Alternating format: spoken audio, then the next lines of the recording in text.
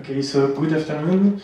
Actually, this talk is about self-oscillations for vocal apparatus based on a port Hamiltonian formulation. This is a joint work with Fabrice Silva from the Laboratoire de Mécanique Acoustique in Marseille. In the vocal apparatus, the air is forced out of the lungs, and at the top of the trachea, it goes through the glottis. You have a sagittal view here and a top view here, and the glottis is a constriction between the vocal folds. You can see here and here. And after that, they reach the upper airways, the vocal tract, which is composed of the pharynx, the nose, and the mouth. And depending on the positioning and the tensioning of the folds, one can breathe. This is the abduction position, as in the picture with this triangle. And we can also vocalize and speak. This is the abduction position when the vocal folds are close together. And the larynx has a key role in the phonation, that is a self-oscillation process. So the phonation is due to a passive nonlinear fluid structural interaction in the glottis that destabilize the equilibrium beyond some threshold, pressure threshold typically. And this makes vibrate the folds. This produce a modulation of the glottal flow and produce air pulse strains. And these air pulse strains give an excitation, an acoustic excitation with waves in the vocal tract. Okay. And whereas there is a large body of models for the vocal folds with various geometries, configuration, and degrees of freedom, there is only a few models for the nonlinear coupling, which is the heart of the problem for self-oscillation. Almost all models account for a flow in a steady channel. This is a used approximation. Or there are very complicated and complex models also, but that are difficult to tackle to study the voice in a complete way. And these models are incompatible with power balances for flow and folds, and this makes some violation of the passivity. So the motivation of this work is to derive a minimal model, that is the most basic one, that restore a power balance structured into conservative, dissipative, and source parts. And the second motivation is to have some power balance simulation of this toy model to compute self-oscillation and examine them with a focus on the exchange power between the subsystems, the vocal folds and the flow, for example. Okay, so this is the outline, and I start with some very basic recalls and simplified recalls about our component-based approach and port Hamiltonian systems. So here we consider that a physical system is made of energy storing components, the blue ones, with positive energies, dissipative components, the green one here, and external sources, in red, such that the energy time variation exactly equals to the external power minus the dissipated power. And now if we express the energies as functions of the state, and the dissipated power as a product of a flux, let's say velocity, and an effort, let's say the force, with a constitutive law Z, which is such that this guy is positive, and external power as a product of input and output, so flux and efforts too. So the input and output in the sense of automatic control. Then we see that to have the power balance to be satisfied, so this is the power balance with this notation. we have to satisfy that these fluxes and efforts arranged in vectors B and A are connected. So this is a matrix that connects the flux and the efforts through the connection through a skew symmetric matrix to have this zero that is a scalar product between this guy and this guy, which restore this. And this skew symmetric matrix is here Port-Hamiltonian build a Port-Hamiltonian system, and the skew symmetric matrix is anchored, in fact, a Dirac structure in the very particular case of finite dimensional system here. Okay, the simplest example we can have in mechanics is the following, basic one. So we have the state with a momentum elongation for the stiffness. Here are the vector B and A from this part. So we see that we have the inertia force, and on the this vector, the spring, damping, external force, while here we have the velocities. And the skew symmetric matrix is in this case, for the first line, the sum of the force is 0, and all the velocities are equal. That is a simply rigid connection. Okay, so this is the simplest example we can have. There is also a more common formulation for Port-Hamiltonian system, which is this one. And in fact, we can obtain it by pre-solving the algebraic part. That is the green part, which accounts for the dissipative part. So we can pre-solve that. And in this case, we see that we have a non-negative matrix R, which appears. Okay. Now we need to simulate that. And here also I present the most basic solution we can build. So what we want here is to preserve this power balance, so the time derivative of the energy, which is here based on the differentiation chain rule, and replacing now the time derivative of the state by this guy and this guy and this guy from the dynamical system. We want to preserve this equation in the discrete time domain. If we make the simplest choice, once again, that is using the time difference for the energy, what we need is to restore the chain rule here. We can do that by dividing by the difference of the state and the state difference of the state over the time step for a scalar value. This is a simple case. And if now we have the dynamics given by the dynamical system, we have to substitute this by the discrete time version.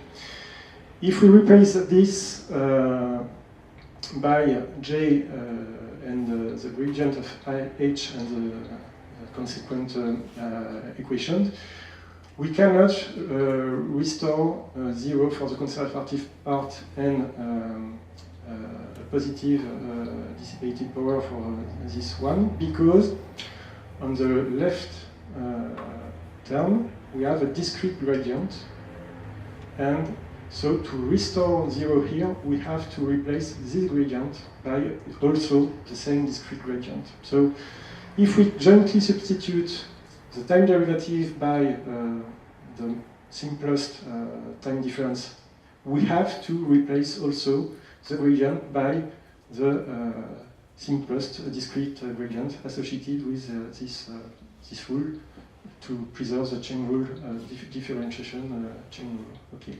So this is a very basic method. If we make some simulation with an initial condition on a mass spring damper here, with 0 force, we see that the energy is decreasing. Then we apply a force, energy is, the equilibrium point is changed, and all is okay. We can also make nonlinearities in the stiffness, or also in the dissipation, and everything goes well. So this numerical scheme works for that. It preserves the power balance and the passivity, and it is consistent at order 2. Obviously, there are more higher order consistent method. Elena does some of them.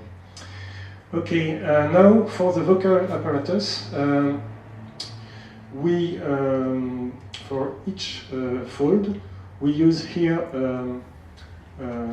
Each fold is modeled as a spring mass damping system here, to be coupled with the glottal flow, which will be here in a moment, through a cover spring. This is for what we call the lamina propria. It is just before the skin of the vocal folds, which is called the epithelium. So we have this small guy to add. It is flux controlled at the glottis port with velocity here, and it is effort controlled at the subglottal and supraglottal ports with pressure here and here. Okay, and we have the Port Hamiltonian formulation in this case. We can see that we can have odd or even dimension for the mechanical part, and this is not a problem here. Now, the heart of the vocal apparatus for the self-oscillation is this part. So, what we want is to model the flow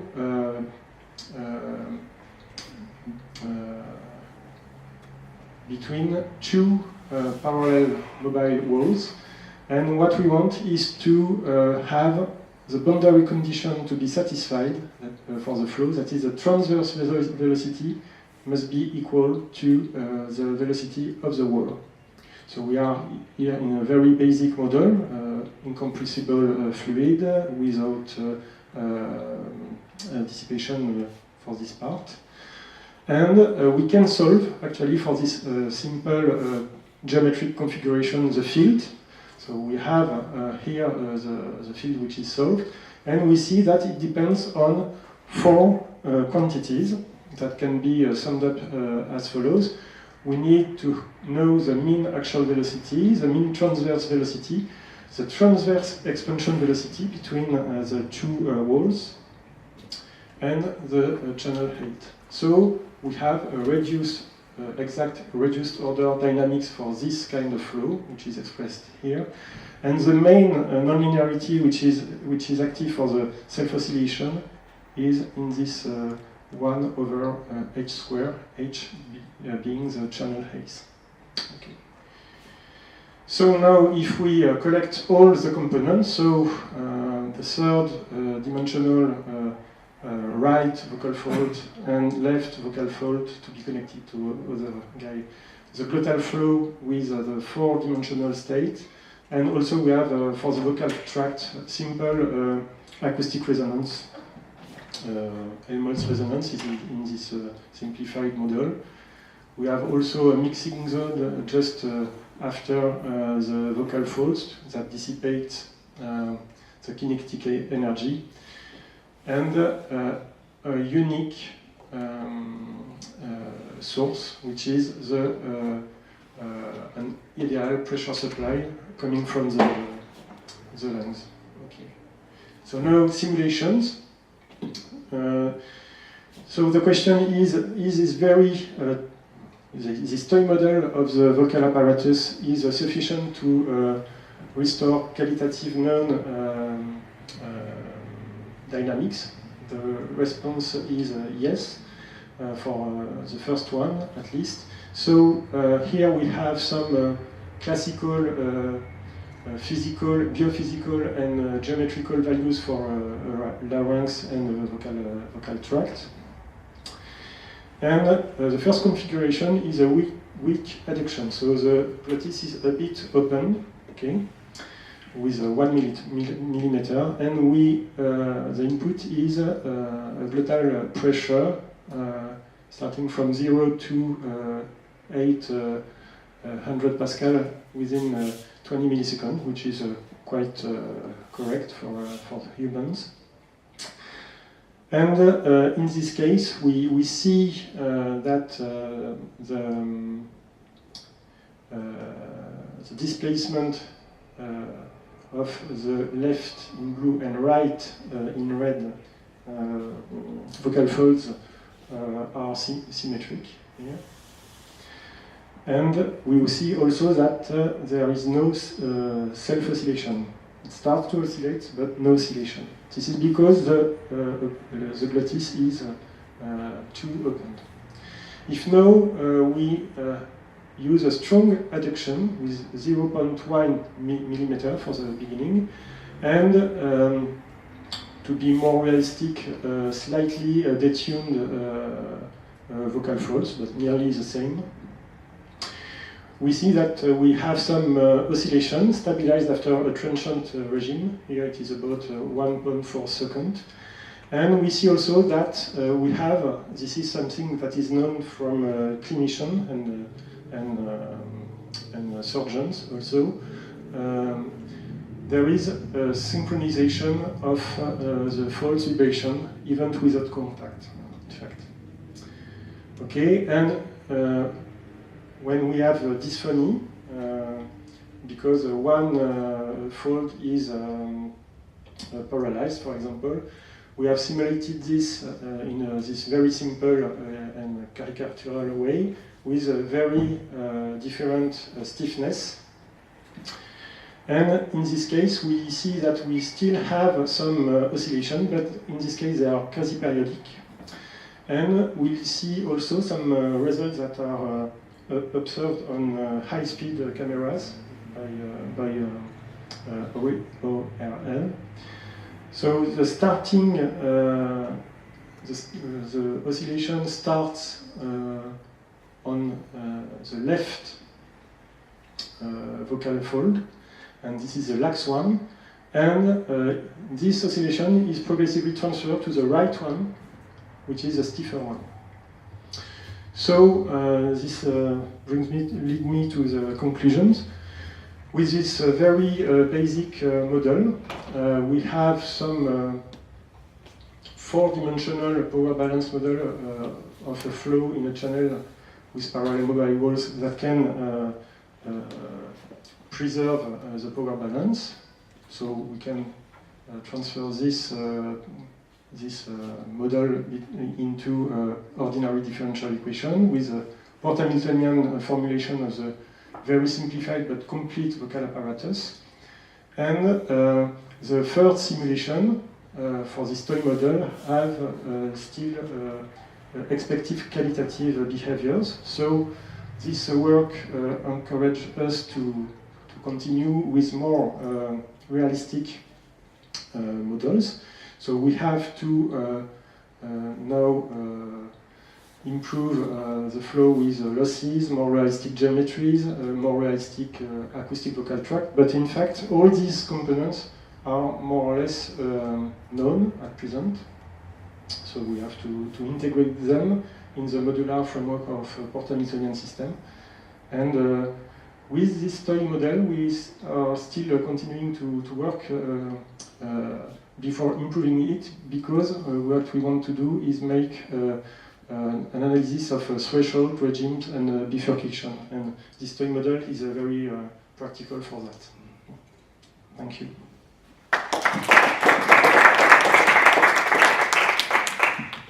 I think we have time for one questions.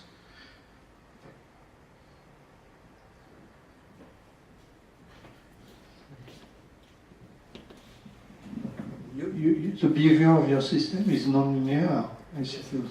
Yes. And it is due to the fluid flows, or? So the nonlinearity comes from the glottal flow.